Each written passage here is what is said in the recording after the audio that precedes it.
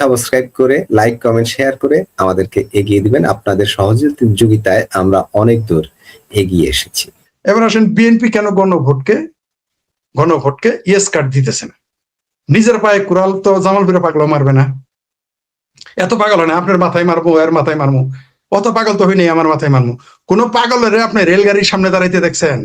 ট্রাকের সামনে দাঁড়ায়, বাসের সামনে দাঁড়ায়, কারণ পাগল জানে এটা থামবে।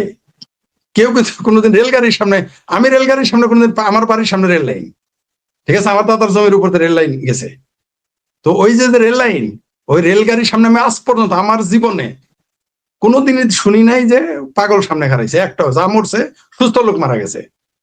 পাগল কিন্তু আমার বাড়ির সামনে, পিছনে হইলো রেল, সামনে হইলো রোড। আমার রোডের সামনে কিন্তু অনেক লোক, অনেক পাগল দেখতাম ট্রাক বাসের সামনে দাঁড়ায় যেত, কিন্তু মারা যায় রেলগাড়ির সামনে সুস্থ লোক। তো ওই রকম হইলো বিএনপি। এত পাগল হয়েছে নাকি রেলগাড়ির সামনে যাবে? গণভোট যদি সে ইয়েস বলে, তাহলে মির্জা ফখরুলকে প্রধানমন্ত্রী বানাইতে হবে, তারেক রহমানকে দলীয় প্রধান হইতে হবে, অথবা তারেক রহমান প্রধানমন্ত্রী হচ্ছে দলীয় প্রধান মির্জা ফখরুল সাহেব, আর নইলে ওইখানে পদত্যাগ করে তাকে দলীয় প্রধান হতে হবে, মির্জা ফখরুলকে প্রধানমন্ত্রী বানাইতে হবে। তারেক রহমান এত পাগল হয়েছে নাকি? তারেক রহমান মুসলাকের সরকার আমি যতই বলি, তারেক রহমান পাগল, অত পাগল না তো। তারেক রহমান তো জামালপুরে পাগল আসছে, তো অত সুস্থ লোক না তো, ঠিক আছে? সেও তো অত বোধহয় নাই যে সে পদ ছেড়ে দিবে। ওখানে স্বাক্ষর করার সাথে সাথে স্পিকার বড় বড় পদ দিয়ে দিতে হবে বিরোধী দলকে, সে অনুযায়ী কত কিছু দিতে হবে। এত পাগল হয়েছে বিএনপি। আর বিএনপি কেন দিবে গণভোটে? কেন বিএনপি গণভোটে প্রথমে ছিল না? বিএনপি গণভোটে প্রথম বিরোধিতা করেছে।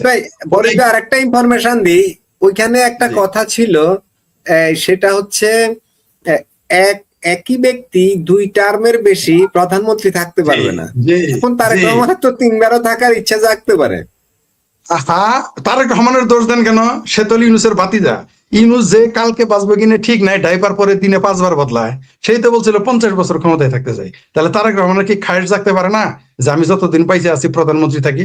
আর এই দেশে বাংলাদেশের তো প্রত্যেক প্রধানমন্ত্রী এই চিন্তাই করে যে আমি আজীবন ক্ষমতায় থাকবো।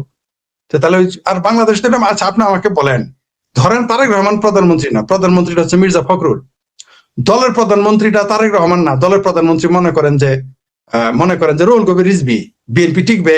1 বছরের মধ্যে বিএনপি ভেঙে খান হয়ে যাবে, ভেঙে খান টুকরো, কয়েক টুকরো হয়ে যাবে। এই বাংলাদেশ হচ্ছে যার পাশে ক্ষমতা তার সাথেই মানুষ থাকে। কালকে যদি বাংলাদেশে একটা ফ্লো উঠে, একটা ঢেউ উঠে যে আওয়ামী লীগ ক্ষমতা আসতেছে, কালকে জনগণ নেমে যাবে। যারা আজকে বিএনপিতে যোগ দিয়েছে, আমজনতায় যোগ দিয়েছে, ফার্ম জনতায় যোগ দিয়েছে, আমজনতা মানে আপনার না, ওই যে আমজনতা পার্টি তারেকের, ওটার কথা বলছি। তারপরে নুরু বলেন, এগুলো সবাই আওয়ামী লীগের পক্ষে মিছিল শুরু করবে। এই দেশের মানুষ যে যখন ক্ষমতার দিকে, আপনি বলেন তো 5 আগস্টের আগে, আমার জামালপুর জেলার কথা বলি, আমি আপনার জেলার কথা বলতে পারবো না, ভুইয়া সাহেবের কথা বলতে পারবো। আমার জামালপুর জেলায় 50টা লোক মিছিল করার লোক ছিল না বিএনপির। আমার জামালপুর জেলায় যারা বাঘ ছিল বিএনপির, বাঘ, তারা ঘর থেকে বাড়াইতো না। যারা বাঘ, সিংহ, ভাল্লুক ছিল বিএনপির, ব্যক্তিগতভাবে তাদের চিনি, ঘর থেকে বাড়াইতো না, নিজের বাড়ির সামনে দাঁড়াইতে সাহস পাইতো না। কিন্তু যেই না 5 তারিখ পার হয়ে গেল, 4 তারিখ পার হয়ে গেল, 5 আগস্ট, সব আমাদের জামালপুরে কোনো আওয়ামী লীগ নাই। এই দেশে জামালপুর জেলায় একটা আওয়ামী লীগ নেই, একমাত্র আমার শুধু আওয়ামী লীগের দালাল বলে, আর কোন আওয়ামী লীগ আপনি খুঁজে পাবেন না। মানে আমার আওয়ামী লীগ বানাইছে, মানে আওয়ামী লীগ বানাই নাই, আওয়ামী লীগ আপনি খুঁজে পাবেন না। আমি এখন জামালপুর জেলায় তো মনে হয় আমি একলাই আওয়ামী লীগ, আর কেউ নেই। তাহলে এই লোকগুলো কোথায় গেল? এরা সব বিএনপি হয়ে গেছে আপনি মনে করছেন? না, ক্ষমতার দিক বাংলাদেশের মানুষের একটা স্বভাব হলো, যেই দিকে ক্ষমতা ওই দিকে তারা যাবে, অর্থাৎ স্রোতের বিপরীতে তারা ভাসবে না, সবসময় স্রোতের পক্ষে। কালকে দেখেন, এই যেদিন শেখ হাসিনা ক্ষমতায় আসবে, আপনি লিখে রাখেন জিয়ার বরিকাত জ, জামাতের বরিকাত জ খুঁজে পাবেন না। আপনি নাম নেওয়ার উচ্চ মসজিদের হুজুররা অনেকে ভাবছে যে মসজিদে আবার রাজনীতি করবো, আর ভাই মসজিদে দরকার আত্মহত্যা করবো, মানে জিয়া, গোলাম আজম, এগুলোর নাম বলতে বলতে মারা যাবো, কিন্তু তার মুখ দিয়ে বের করবে না। এইটাই হচ্ছে আমাদের বাংলাদেশ। তো জিয়াউর রহমান, তারেক রহমানের কথা যেটা আপনি বললেন, বিএনপির কথা যেটা বললেন, এখানে বিএনপি কেন স্বাক্ষর করবে? তারা প্রথমে এই গণভোটের বিরোধিতা করেছিল, যখন দেখলো যে নির্বাচন দেয় না, কারণ বিএনপিকে তো একটা এক্সিট চাই, তার তো একটা শুধু পথ দরকার ছিল, তাই বাধ্য হয়ে সেইখানে, অর্থাৎ আপনি কবুলটা বলাইছিলেন, বাধ্য করছিলেন যে আমি কিন্তু 20 খামো যদি মেয়া তুই অমকের বিয়া না করাস। তো মেয়ে তো তখন রাজি হয়েছে যে খালি কবুলটা বলি বাবা হাসপাতাল থেকে বাড়াক, তো বাবা তখন সুস্থ, তো আমার কবুলের আর দরকার নাই। তো বিএনপি তখন ক্ষমতায় চলে আসছে, তো বিএনপি এখন কেন ওর কথা মানবে? এই জামাত, এনসিপি ফেন্সিপি কটকটি ন্যাশনাল কটকটি এগুলো কোনো দাম আছে? কালকে যদি বিএনপি জামাতকে, এটা আমি অন্তত 500 বার বলছি, যে বিএনপি যদি কালকে জামাতের 5 তালাক দেয়, জামাত বাংলাদেশে খুঁজে পাবে না আরেকদিন দিয়া 70% চলে যাবে বিএনপিতে, 30% ঢুকে পড়বে আওয়ামী লীগে। পাবেন না, জামাত খুঁজে পাবেন না। এনসিপি মেনসিপিতে এগুলো তো দুধের, এগুলো তো ফু দিলে, আমাদের জামাতের ভাষা বলে ফেইসে। কালকে সেনাবাহিনী বেড়াকে ফিরে যাক না, আপনি এনসিপি কে খুঁজে পাবেন? আমার এই ভাবির পোলা যে 6টা এমপি হয়েছে, পাবলিক উষ্টাই এদের প্রতি মাসে একবার করে উষ্টা খাবে পাবলিকের। এরা ঢাকায় আসলে মান্ডা খালে নিয়ে যাবে। আর তাহলে কুমিল্লা নাকি আছে, কি নদী ওইখানে, কুমিল্লা যেন কি নদী, ও লাত্তি মেরে ফেলাই দিবে আমার ভাবির পোলাদের, নিশ্চিত থাকেন আপনি। আরেক ভাবির পোলা আছে না, কি কোন হাতিয়া নাকি, হাতিয়া দ্বীপে, কোন দ্বীপে যেন আছে, ওই দ্বীপে নৌকা পার হইতে পারবে, বৈঠেতে পিঠে ওরা নদীর মধ্যে ফেলে দিবে, ডাকাতিয়া নদীর মধ্যে। কি বলেন আপনি? আর্মিকে বেড়াকে ফিরে যাইতে বলে না। বিএনপি যদি বলে কালকে আমি আমজনতা পার্টি, মানে যে তারেক রহমান, মানে ওই যে তারেক বলেন, যাই যত দলই বলেন, বিএনপি শুধু বলবো আমি চিনি না, জামাতকে বলবে আমি চিনি না, এরা তো রাস্তায় বেরোতে পারবে না, পারবে না। কিন্তু বিএনপি ওই যে মুসলেখা দিয়ে আসছে, তাই আপাতত একটু মানতেছে। আর 6টা মাস যেতে দেন। কারণ হলে এইখানে কিন্তু একটা আইন আছে, 6 মাসের একটা আইন, কি যেন ফেরকা আছে এদের এই 28 দফাতে, সরি এদের এই গণভোটের মধ্যে কি যেন, এই জন্য চুপ করে বসে আছে।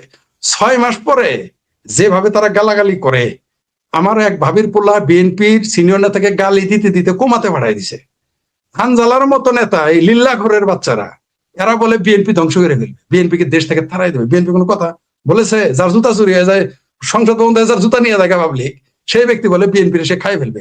আবার ওই হানজালা নাকি হারাম জালা দেখলাম তারেক রহমানের সাথে সেলফি নিতেছে, সেলফি মানে পাত্তা দেয় না বিএনপি সেলফি নিতেছে। তারেক রহমান প্রধানমন্ত্রীর সাথে ছবি তুলতেছে, দেখাবো বউ বাচ্চারে, নাতিনেরে দেখাবো। তো এগুলো বাজে কথা। এরা বিএনপি শুধু একটা সময় ক্ষেপণ করতেছে। 6টা মাস যাইতে দেন, 1 মাস তো পার হয়েছে, 6 মাস যাইতে দেন।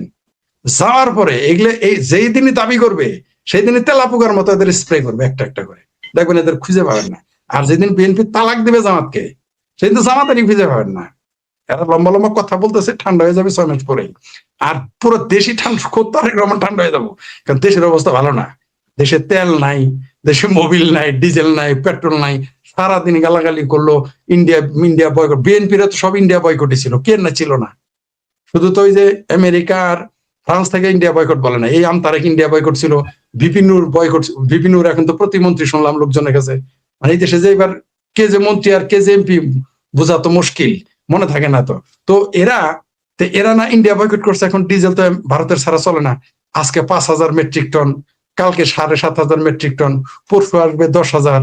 এগুলো কারণটা কি? আবার দুষ্ট লোকেরা বলতেছে যে সেইখানে যে চুক্তি আছে, চুক্তি হলো তাদের নাকি ভারত ছাড়া তেল কিনতে পারবে না। এই চুক্তি আছে। আপনি কি জানেন যে এই চুক্তি করা হয়েছে? আমরা তো জানলাম যে ইউনিট সরকার আমেরিকা দালাল, এরা সবাই আমেরিকা দালাল। এখন দেখি যে ওই চুক্তিতে লেখা ছিল যে ভারত ছাড়া তেল কিনতে পারবে না। তাহলে ইউনুস আসলে কার উপকার করলো? এই যে যারা মনে করতেছে ইউনুস খুব উপকার করেছে এদের, বুঝবে তার কয়েকদিন পরে। আমরা তো জানি না সেই নন ডিসক্লোজার এগ্রিমেন্টে কি কি ছিল, আমরা কি জানি? ফরিদ ভাই, ওই কথাটা আবারও আসে যে টিকার বিষয়টা আপনি যে বলেন ইউনুস জানি কি করছে, টিকার বিষয়টা ইউনুসের সময় টিকা দেওয়া একেবারেই বন্ধ ছিল। এখন আমাদের যে স্বাস্থ্যমন্ত্রী তিনি বলতেছেন 8 বছর ধরেই টিকা নাই, টিকার কার্যক্রম নাই। অথচ তথ্য বলছে না, এটা এই 25 সাল থেকে নাই। ঠিক আছে, যে আগের সরকারের সময় ছিল, এখন নাই। এবং ইউনুসই এটা করছে। এখন এই যে এতগুলো শিশু মারা গেল, তাদের এই উদাসীনতার কারণে না।